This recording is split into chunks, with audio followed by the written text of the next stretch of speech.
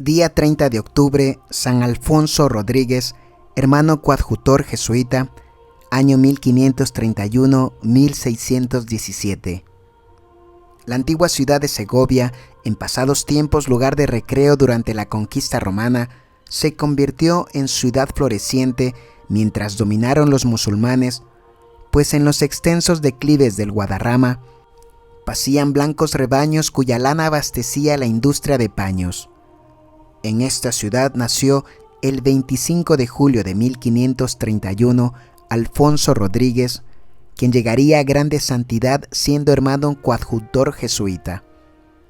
Junto a los muros de la ciudad, al pie de los arcos del monumental acueducto romano, vivía en la parroquia de Santa Coloma un hábil tejedor llamado Diego Rodríguez. Estaba casado con una virtuosa mujer, María Gómez de Alvarado, y Dios había bendecido este matrimonio concediéndole 7 varones y 4 niñas. Alfonso era el tercero. Ya desde sus primeros años era Alfonso un niño piadoso, reflexivo y movido de aspiraciones sobrenaturales. Se distinguió muy principalmente por su tierna devoción a la Santísima Virgen María. Cierto día en que estaba como absorto en éxtasis ante una imagen de María, se le oyó musitar: «Oh Señora mía, si supierais cuánto os amo tanto, que vos no podrías nunca llegar a amarme más». «Te engañas, hijo mío», le respondió la Virgen Inmaculada, que le apareció visiblemente, «porque te amo mucho más que tú puedas amarme». Esta respuesta inesperada dejó mudo de sorpresa y confusión al santo niño, y desde aquel instante se acrecentó aún más en su alma el amor y la devoción que profesaba a la Virgen María. La vida de Alfonso en el mundo. Siendo muy jovencito, ingresó en la escuela de los franciscanos, que estaba muy próxima a su casa. Cuando tenía 10 años, 2 padres jesuitas dieron una misión en Segovia y se hospedaron en la casa de campo de Diego, padre de nuestro santo. Designado para servirlos, Alfonso puso tal diligencia en ello que los misioneros, para recompensarle, le enseñaron el catecismo y el modo de rezar el rosario. Este primer roce con la compañía de Jesús grabó en su corazón huella profunda que influiría más tarde en su decisión de abandonar el mundo. En 1543, acababa de llegar a Alcalá Francisco de Villanueva, enviado por San Ignacio para fundar un colegio. No bien tuvo Diego noticia de esta fundación, se apresuró a enviar allá a sus 2 hijos mayores, Diego y Alfonso, pero apenas transcurrido un año, los 2 estudiantes hubieron de dejar el colegio. Su padre acababa de fallecer y la madre tenía necesidad de su presencia para dirigir los negocios de la familia. Como el hermano mayor tenía ya muy adelantados los estudios y daba buenas esperanzas, le permitieron continuarlos, pero Alfonso hubo de resignarse a tomar la dirección del comercio de su padre. Las almas escogidas, atraídas por las cosas divinas, son a menudo inhábiles para los negocios humanos.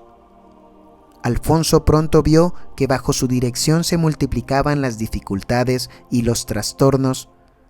La educación de Diego, la división de las tierras después del fallecimiento del padre, las guerras en las que Carlos I empeñó por entonces a España, la prohibición de la exportación de tejidos, hicieron que el negocio familiar fuera de mal en peor. Por deferencia a los deseos de su madre y de sus parientes, y esperando que la dote de una mujer le ayudaría a equilibrar la fortuna de su casa, Alfonso contrajo matrimonio en 1557 con María Suárez, hija de un ganadero de buena fama en la villa vecina de Pedraza. Contaba a la sazón 26 años. El joven matrimonio se estableció en Segovia, en la calle de Mercado. 2 años más tarde se abría en Segovia un colegio de jesuitas, del cual el padre Luis Santander fue nombrado rector. La palabra ardiente de este predicador incansable y director consumado de almas atrajo hacia sí la simpatía y afecto de todas las familias cristianas de Segovia. Alfonso Rodríguez era uno de sus más asiduos oyentes y auxiliar de los más efectivos, según sus cortos recursos se lo permitían. Había escogido para vivienda una casa en la vecindad de la iglesia de San Justo y allí se instaló con su familia, que se componía de ambos esposos, 2 niños y una niña. Reiteradas pérdidas que Alfonso no pudo superar lo sumieron en tal peligro que su hermano mayor Diego tuvo que abandonar los estudios de Derecho y vino a asociarse con él. Las primeras pruebas. Dios, que tiene sobre Alfonso sus designios como los tiene sobre todas las almas, quiso formarle y purificarle en el crisol del sufrimiento y multiplicó las pruebas. La pequeña María, la hija que tanto amaba, le fue arrebatada repentinamente en el mismo momento en que su mujer caía enferma. Esta a su vez falleció tras larga y costosa enfermedad, poco después del nacimiento de su segundo hijo. El mayor, Gaspar, siguió de cerca en la muerte a su madre y a su hermana, y de este modo Alfonso quedó viudo a los 31 años, con un tierno hijo que educar. Creyendo que estas sucesivas desgracias eran enviadas por Dios como castigo de sus pecados, se llenó de ansiedad acerca de la salvación de su alma. El horror al pecado mortal se hizo en él tan obsesionante que pidió generosamente a Dios el favor de sufrir en esta vida todos los tormentos del infierno antes que caer en un solo pecado. Después de haber formulado este heroico anhelo, se ofreció a Dios con una primera consagración total. Habiendo hecho confesión general, se obligó a ayunar los viernes y los sábados, empezó a darse disciplinas y a llevar cilicio, y se entregó a prolongada meditación. 1 año después de la muerte de su mujer, Alfonso perdió a su madre. El último de sus hijos, Alfonso, no tardó en volar a unírsele en el cielo. Preceptor, ensayo de vida eremítica. Roto así todo lazo de afecto humano, le vino el pensamiento de la vida religiosa. Por haber sido trasladado el padre Santander de Segovia a Valencia, fue el padre Martínez quien le dirigió en el camino del espíritu. Al espanto de los escrúpulos sobre la indignidad de su alma, se siguió la suavidad de un generoso y confiado amor a Dios. A pesar de todos sus propósitos, 6 años habían transcurrido desde que en realidad abandonara el mundo y el negocio de su vocación seguía sin resolverse. Tras muchas vacilaciones fundadas en su humildad, se animó y solicitó su admisión en la Compañía de Jesús. La edad de 38 años y su escasa instrucción eran impedimento para ser admitido como escolar, es decir, como religioso que se prepara para el sacerdocio. Su salud, muy quebrantada por las austeridades excesivas a que se entregaba, fue también un obstáculo a su admisión como hermano coadjutor. A pesar del informe favorable del padre Martínez, este, ante la negativa, dio al postulante el consejo de ir a Valencia a entrevistarse con el padre Santander. Sin vacilar, Alfonso entregó a sus 2 hermanos todo lo que poseía y tomó el camino de Valencia, a donde llegó a fines de 1568. Se vio obligado durante el largo trayecto a pedir humildemente hospedaje en diferentes casas religiosas, pues sus recursos se agotaron pronto. Para darse tiempo de dirigirle de nuevo y tomar sobre el asunto una determinación, el padre Santander le colocó como portero en casa de un comerciante llamado Fernando Chemillos. Mientras tanto, Alfonso, a pesar de sus 39 años, estudiaba los primeros rudimentos del latín. Pasado algún tiempo, el postulante entró en casa del marqués de Terranova para encargarse del cuidado de su hijo Luis de Mendoza. Por consejo de su confesor, Alfonso resolvió reiterar su solicitud de admisión en la compañía de Jesús. Si no como escolar, al menos como hermano coadjutor. A punto estaba de ver cumplido su deseo cuando el diablo le tendió un lazo en el que estuvo a punto de aventurar su vocación. Un amigo de su misma edad, al que había conocido en el colegio de Valencia, quiso llevarle a un eremitorio que había en un pueblo cercano. Alfonso cedió y fue durante algún tiempo compañero del ermitaño. Las impertinencias de ese y sus rarezas de vida y de vestido le cansaron y volvió a su vida anterior. Apenas salió del eremitorio, fue a encontrar a su confesor, el cual le reprendió ásperamente. Alfonso prometió a su director sumisión completa.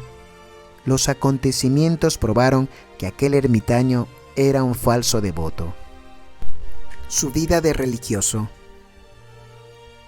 En esto vino a Valencia el padre Cordeses, provincial, el cual a instancias del rector del colegio acabó, a pesar de nuevas objeciones respecto a la escasa instrucción y a la salud del postulante, por aceptar a Alfonso como hermano coadjutor. 7 años hacía que estaba fundada la Compañía de Jesús, cuando San Ignacio de Loyola creyó llegada la hora de asociar definitivamente a los padres y hermanos escolares, hermanos coadjutores o legos, a ejemplo de lo que practicaban desde hacía tiempo las órdenes antiguas. En la mañana del 31 de enero de 1571, Alfonso Rodríguez fue admitido como novicio. Acertadamente juzgaron que los años de penitencia y de retiro voluntario que había pasado en medio del mundo suplían el postulantado.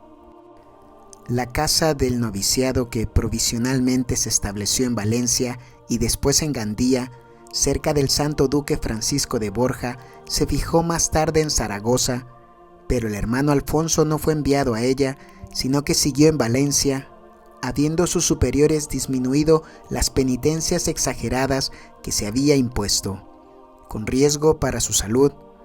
Se entregó con verdadero gozo y gran diligencia a los trabajos más pesados y humildes, abandonó su alma enteramente a la intimidad de Jesús y particularmente de Jesús doliente. La mejor prueba de los progresos del hermano Alfonso en la vida espiritual es que tras 6 meses de noviciado le enviaron los superiores a Mallorca, a la casa de Montesión, en donde iba a establecerse un colegio. Allí, cuando el buen hermano terminaba sus rezos y devociones, ayudaba a los albañiles en la construcción de la capilla o acompañaba a algún padre en las obras de apostolado de la ciudad o de las cercanías. A fines de enero de 1573, los 2 años de noviciado tocaban a término, pero no hizo los votos hasta el 5 de abril. Después de la profesión por orden del padre Torrens, empezó Alfonso a escribir su autobiografía, que es un documento precioso para los historiadores de su vida. Como el oro en el crisol. Pronto comenzaron las pruebas. A los fáciles comienzos sucedió la verdadera señal de los elegidos, la tentación, tortura moral, la peor de todas, que agotó las fuerzas, que acrisola y que eleva el alma, dejándola jadeante en el corazón divino. Las alegrías y satisfacciones que Alfonso había tenido en el matrimonio le seguían con recuerdo obsesionante y de acuciadora tenacidad. Las inclinaciones más molestas de la naturaleza que él creía adormecidas y domadas por la penitencia se despertaron implacables e imperiosas en el mediodía de sus años y le causaron una turbación continua. En la tormenta, Alfonso se refugió junto a Jesús y María. Los demonios, para vengarse de su derrota, le maltrataron con rabia infernal 2 veces, refiere su biógrafo, y le precipitaron de lo alto de la escalera. Otra prueba, no menos espantosa pero también señal de predestinación, es la sequedad espiritual que experimentan los dados a la oración. De ella no se vio libre el hermano Alfonso, supo de sus tormentos, pero la obediencia a sus directores le alcanzó la victoria. Esas luchas morales, muy agotadoras, habían alterado su salud, por lo que fue nombrado portero del colegio de Montesión. cargo que habría de desempeñar durante más de 30 años.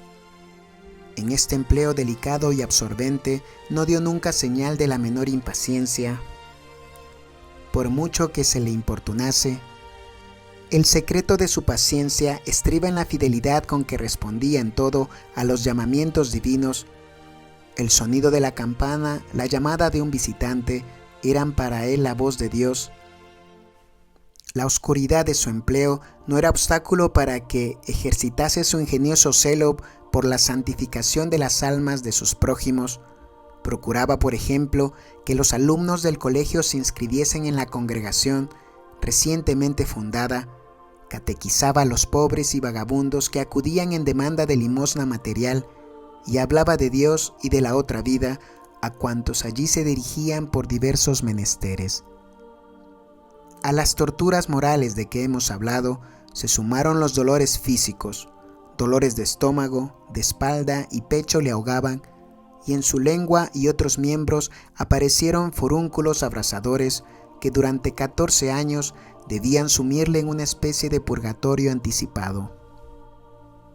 En marzo de 1585, el padre Alfonso Román fue como visitador a Montesión y en sus manos pronunció a Alfonso los últimos votos. Este acto fue para él ocasión de afianzarse más en el espíritu de renunciamiento y de confianza ilimitados en la bondad divina. En 1591 el hermano Rodríguez cumplió los 60 años. Su salud, minada por continuas austeridades, empezó a declinar. Recibió orden de dormir en adelante en cama, pues hasta entonces lo había hecho durante algunas horas en una mesa o silla. Como en otro tiempo se interesó por la cofradía de estudiantes, así trabajó ahora, sin miramiento a sus fuerzas, por la de caballeros establecida en Mallorca en 1596. Los superiores decidieron relevarle de sus funciones de portero para emplearle en ligeros trabajos del interior de la casa. No pudiendo ya ayudar a misa en la iglesia pública, lo hacía aún en la capilla privada y empleaba además una parte de la mañana oyendo las misas tardías celebradas por padres achacosos o por sacerdotes visitantes. El padre Álvarez le mandó que prosiguiera escribiendo su memorial y relatara todo lo que pudiera recordar de su vida interior en el pasado. Muy a pesar suyo, obedeció a Alfonso y a partir de mayo de 1604 comenzó a redactar las primeras notas. Alfonso Rodríguez y San Pedro Claver. Un año después de haber recibido esta orden, llegó a Montesión un joven religioso catalán cuyo nombre quedará en adelante inseparablemente unido al del santo hermano Rodríguez. Era San Pedro Claver, que acababa de terminar los estudios de teología moral. Habiendo oído hablar de las virtudes del antiguo portero del colegio, le pidió una entrevista y le suplicó fuera su guía espiritual. Por inspiración divina, instó Alfonso a Pedro Claver que pidiera ir a las misiones de América. La hora de la separación llegó y el anciano hermano converso prometió al joven y ardiente apóstol la ayuda de sus oraciones, el mérito de sus penitencias y sufrimientos, y le dio un librito escrito de su puño intitulado La Perfección Religiosa. El Señor le favoreció no pocas veces con el don de profecía. En una ocasión debían de embarcarse 12 religiosos del Colegio de Mallorca para Valencia. El rector ordenó al hermano Alfonso que consultara al Señor cuál fuera la suerte del viaje, y una voz interior respondió al santo que el viaje sería de oro. Se emprendió la navegación y sus principios fueron prósperos, pero cuando el navío estaba ya cerca de las costas de la península, fue apresado por los piratas que se llevaron a todos los pasajeros cautivos a Argel. Cuando llegaron a Mallorca las nuevas del desastre, todo fue consternación y desconsuelo, y recriminaron duramente al hermano Alfonso su equivocación. Pero el tiempo salió en su defensa sin mucho tardar y demostró que realmente la navegación había sido de oro, pues los padres cautivos convirtieron a muchos turcos, dieron pruebas heroicas de fortaleza y un año después fueron rescatados y volvieron a España, dando gracias a Dios que tan admirablemente los había favorecido durante su cautiverio. Muerte del santo. Aún esperaban al santo las últimas amarguras, las pruebas decisivas. Alfonso fue víctima de la humana flaqueza. Los milagros que ya en vida obraba el Señor por su virtud, sus méritos y mortificaciones parecieron hacer sombra a ciertos espíritus. El nuevo provincial padre José de Villegas, al que se había predispuesto en contra del que ya consideraban como taumaturgo poderoso, se entregó a minuciosa información del carácter y de la vida interior del hermano Alfonso. Con tacto y prudencia prohibió que se tuviera ya como reliquias lo que pertenecía al religioso. Le pareció exagerado el valor que se daba a sus escritos espirituales y para probar al buen hermano le hizo reproches públicos. El anciano no experimentó sino alegría y fortaleza. Con el alma inundada de antemano de celestes resplandores y el cuerpo purificado por sufrimientos expiatorios, Alfonso Rodríguez podía comparecer ante el juez que con una mirada escudriña lo más recóndito del pensamiento y del corazón. Tras nuevas tentaciones de desaliento, asaltos reiterados de todas clases, enfermedades humillantes y dolorosas, la hora de la liberación sonó por fin. Recibió el santo viático y la extrema unción. Tan débil se encontraba que se le hubo de sostener mientras recibía la Sagrada Comunión. Los días que siguieron a estos actos semejaba estar en éxtasis y no abría los labios más que para pronunciar los santos nombres de Jesús y de María. El 31 de octubre, hacia medianoche, exclamó como si despertara de un profundo sueño: «He aquí el esposo que viene», y sosegándose expiró poco después mientras pronunciaba en alta voz el nombre de Jesús. Contaba 86 años. La noticia de su muerte produjo en toda la ciudad un sentimiento de profundo dolor que se manifestó por la afluencia de gentes de todas las clases sociales, todas ellas con las señales de la más viva aflicción en su semblante, bañados en lágrimas los ojos y dejando asomar a ellos el luto que llevaban en sus corazones. Los funerales fueron magníficos. A ellos asistieron el virrey y todas las autoridades civiles de la isla. Querían de este modo honrar la memoria de aquel humilde portero que cifraba su mayor ventura en ser menospreciado. Asistieron también al solemne acto el prelado, cabildo, clero y comunidades religiosas, y cerraba el fúnebre cortejo una muchedumbre de pueblo que con voces plañideras pregonaba las heroicas virtudes de nuestro bienaventurado. Gran número de milagros obrados por Dios junto a la sepultura dieron testimonio elocuente de su santidad. Hechas las correspondientes diligencias canónicas, fue beatificado por el Papa León XII en 1825 y el 8 de enero de 1888 el Sumo Pontífice León XIII, durante las fiestas de su jubileo sacerdotal, decretó la canonización de 10 grandes siervos de Dios, los 7 fundadores de los servitas y 3 jesuitas, Pedro Claver, Juan Bergman y Alfonso Rodríguez. La fiesta de San Alfonso se fijó en el día 30 de octubre.